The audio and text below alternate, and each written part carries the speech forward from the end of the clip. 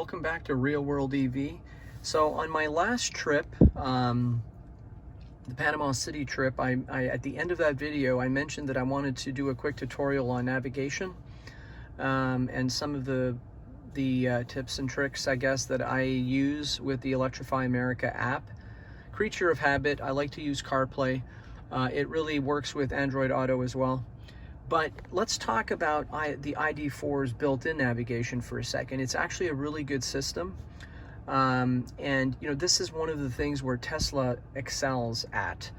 You know, their supercharger network is second to none, and their tablet, their computer system, the zoom in and out when you pinch with your fingers, it's like using an iPad. It's phenomenal. So the user interface with Tesla is really hard to beat. But let's take a look at what ID.4 has to offer out of the box. The navigation system in the ID.4, you know, it's not bad. It's pretty decent.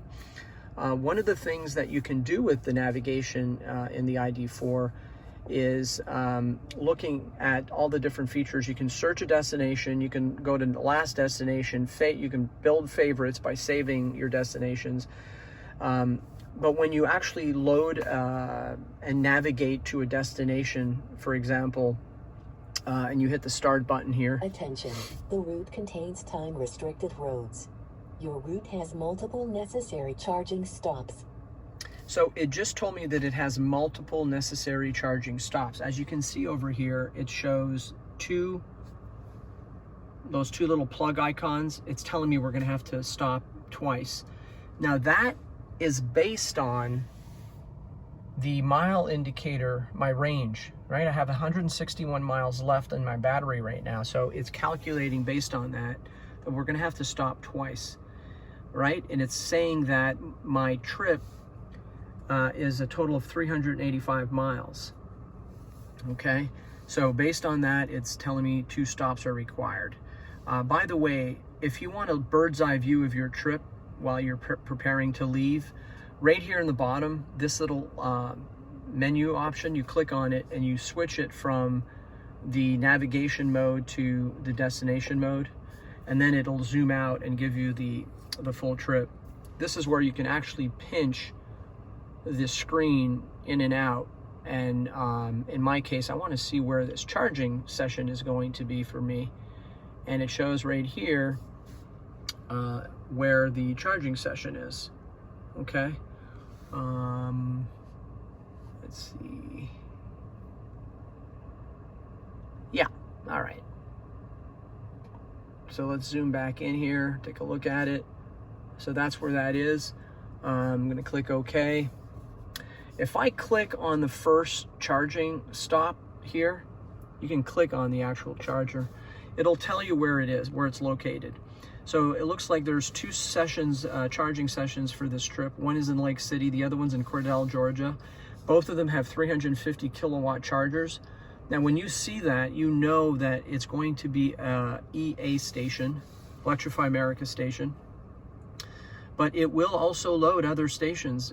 If, for example, let's just say there was not a Electrify America station and it was calculating that I need to stop for a charge, it could select a Days Inn hotel with a level 2, you know, and you have no interest in doing that because, you know, the level 2 charger will take hours and hours and hours. So it's not a perfect system, because I would love it if there was a way for us to filter out everything other than Electrify America. That way you knew that that's going to get you to your destination much quicker.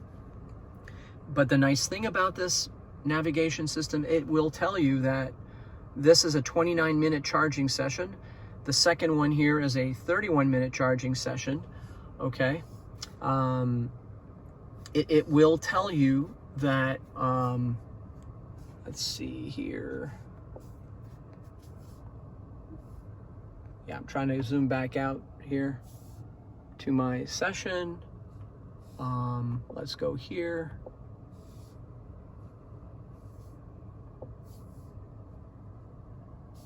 Okay. Okay, yeah, that's what I wanted to show you guys here at the top. So the destination here at the top shows that I have a total charging time on this trip of 1 hour.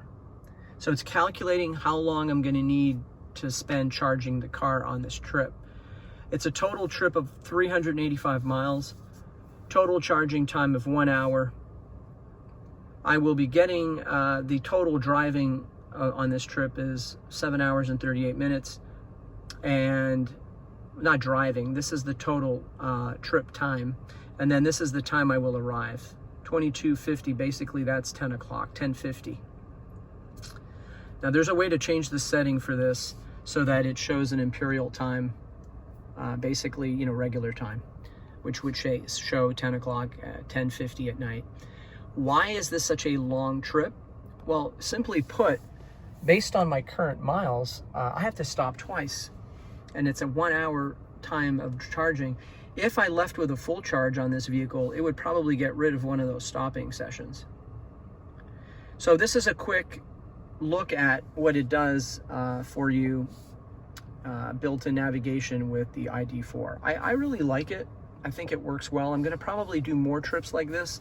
Next week, I'm going to Melbourne for work, and I'm going to record that trip, and I'm actually going to use the built-in navigation just to kind of see how that works. Okay, so let's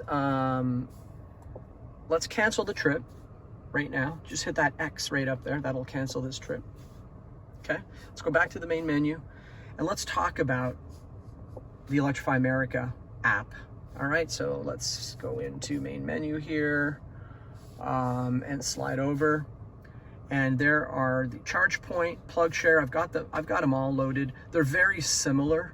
When you open any one of these apps, the layout of the app is very similar. Maps, vehicle, you know, they look pretty much the same. Charge points the same. Maps, filters, you know, things are very, very similar. Electrify America, it'll locate the nearest, automatically will tell you where the nearest charger is, and it has this little icon to show you what it looks like. Now, in my case, I know I'm going to Melbourne. What would I do? I would zoom out. Unfortunately, you can't zoom out with your finger. You have to zoom out using this plus and minus button, which really sucks. Okay, so you zoom out and you start scrolling with your phone, right? And then as you're scrolling with your phone, it's constantly looking nearby to see what's there, right? So Palm Coast, and there's the first one, right in Daytona. Pops up the charging station, and then you look, it's right here.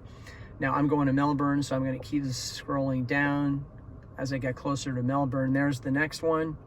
Now this is the one that's probably the closest one to Melbourne. It shows Melbourne right here, and there's the charging station, and there it is on the map, or on the screen. If I click on this, this is where this app has an advantage over, you know, the plug share and the other ones. You can actually navigate, and it will automatically load your Apple Maps, and then you can click the go button, and it will load it for you. Lake Drive, right? And turn left. So this is how I've been traveling right now with the Electrify America app. Okay, I haven't really used ChargePoint or PlugShare much. I mean, they are helpful to locate chargers, but I don't really use them to navigate. And what I said earlier is I'm going to actually use the Volkswagen ID.4 charger next week.